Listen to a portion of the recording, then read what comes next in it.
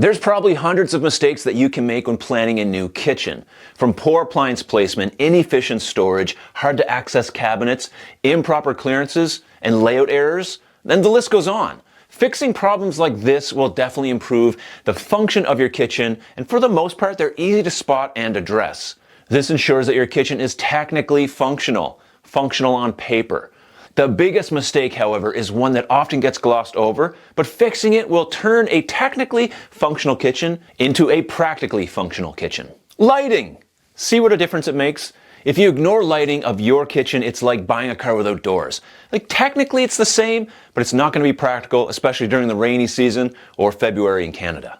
What I see most are two approaches. Very little light in the wrong places, or lights upon lights upon lights. As with everything in kitchen design, user intention should be the focus of where and how to include lighting. User intention is a fancy way of saying how the kitchen is going to be used. This focuses on work zones, the layout, appliance placement, storage spaces, countertop surfaces, all under the umbrella of the physical architecture and construction limits of the home. The technical stuff. In a remodel, and sadly in a lot of new builds, there are a lot of construction constraints that limit the kitchen's final design. So once you figure the best layout for the space, lighting that space should be the next priority. Do not leave it up to an electrician or your builder, at least not without finalizing the plan with them first in a way that gives you the most functional use of the light. Kitchen lighting should be practical. So what should a lighting plan look like? Well, firstly, we need to focus on three main functions or layers. 1, the task surfaces. This is of utmost importance. 2 is the general illumination of the space that complements the task lighting. This is where most lighting plans fail. And 3 is the lighting layer that adds and complements the task and general light. I said complement, not compete, and this is called accent lighting. Within these 3 layers, we need to figure out lumens, temperature, and color rendering so that our experience working in the kitchen is completely optimized according to the technical aspects of our design, but more importantly, it allows for the practical use of your kitchen. If you can't see well in your kitchen, it's just not the most functional space that it could be. And this all sounds very complicated, but I'm going to break it down so you'll know exactly what to focus on. Task lighting is the first focus of a kitchen lighting plan because ultimately the kitchen is a task-oriented room. Prepping, cooking, cleaning, eating are all tasks. When I say task lighting, many people think of under cabinet lights, which is a huge part of it, but it's also recess lighting, pendants, sconces, and your window. If you have wall cabinets with counter space beneath, proper under cabinet lights will be a must. I prefer strip lights over puck lights. A strip light gives you a bigger coverage area. Be sure to place these to the front of the cabinet so the beam is equally spread on the surface. Too far back and you're lighting the backsplash in an unforgiving way. Puck lights can work really well, but you need to make sure there's enough beam overlap to reduce dark areas. And puck lights need to be diffused so they don't have an intense spotlight on your surface. Evenly spread beams of light is the goal. If you are relying on recessed lights for task purposes, be sure to position these in a similar fashion to allow a nice equal beam spread on the counter surface. Too close to the wall and you'll have weird looking scalloping, and too far out creates shadows. My basic rule, if you're unsure, is just determine if the light is over a task area. It's very basic, but it works. Pendants and sconces can also be used as task lighting.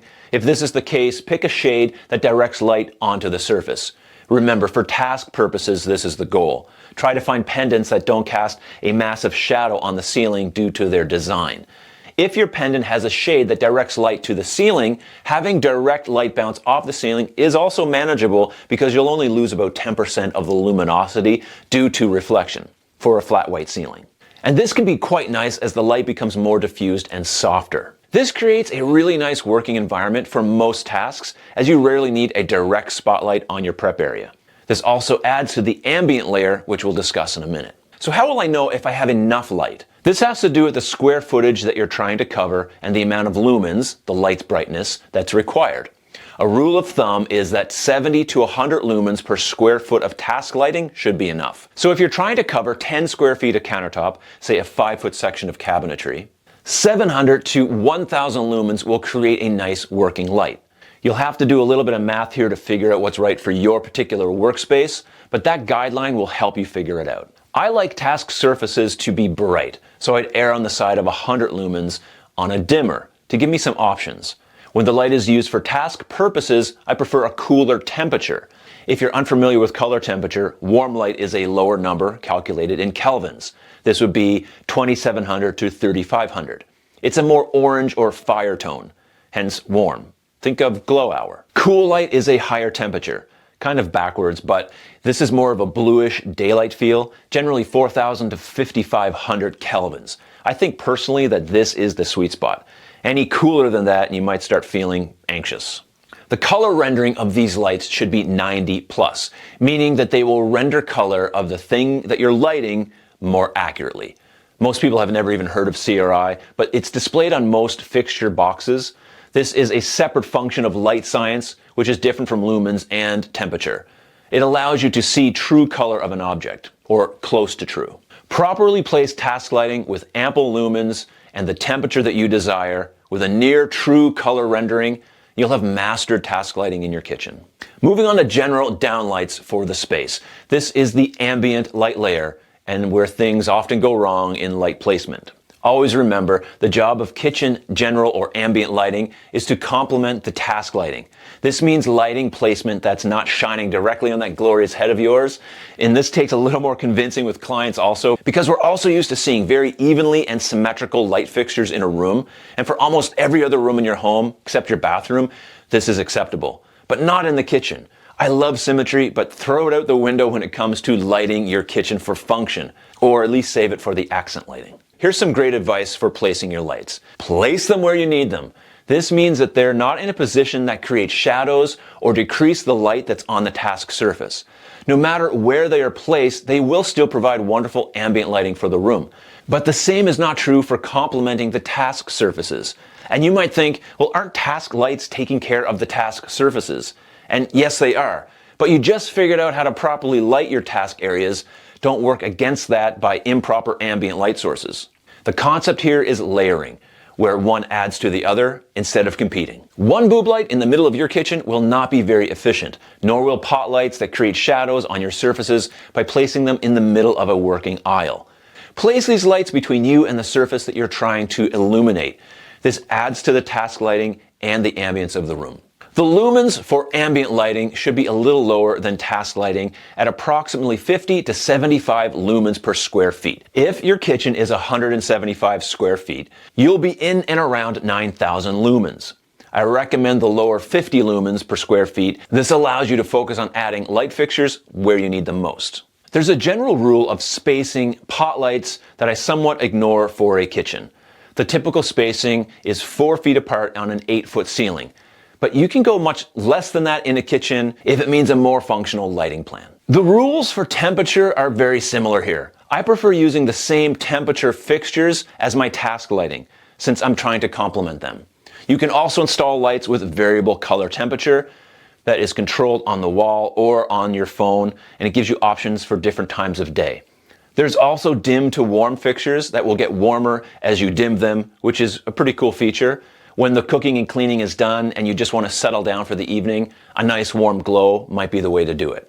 The CRI here, the color rendering index, is the same. I'd keep it around 90 plus. I don't see any reason to do any less than that. Ambient light can also be challenging for a number of reasons, such as ceiling height, ceiling angle, the addition of beams and posts, skylights, tray ceilings. The number and placement of fixtures within these variables will be very specific. Too specific for a video like this, that advice is best suited for a one-on-one consultation. As a general rule, be mindful of creating shadows and unwanted glares from light that is too close to any surface. Remember, light does not obey the law of gravity. It shines where it's pointed. This will be something to consider when you're dealing with ceiling construction variables. Many fixtures, though, have the ability to manipulate where the light is aimed, and you'll likely need to have some combination of static and movable fixtures. Accent lighting will be the final layer, almost. Since the functional aspects of your lighting are covered by the task and ambient, you'll have a little bit more fun with this layer. Everyone will have a different tolerance and budget for the amount of accent lights. I tend to think that less is more when it comes to accent lighting. Think of an accent pillow in your living room.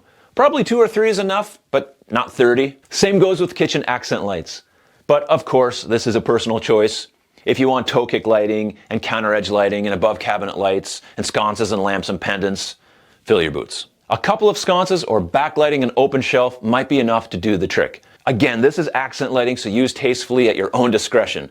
This is also where lumens, temperature, and CRI matter less. At least I think they do, because you're simply trying to create an aesthetic. Lighting is one of the things we will focus on during a one-on-one consultation. It's an hour or so call with me to talk about your kitchen. I'll review your layout plans, answer questions, give considerations on layout, storage, materials, appliance placements, and anything else that relates to your kitchen renovation.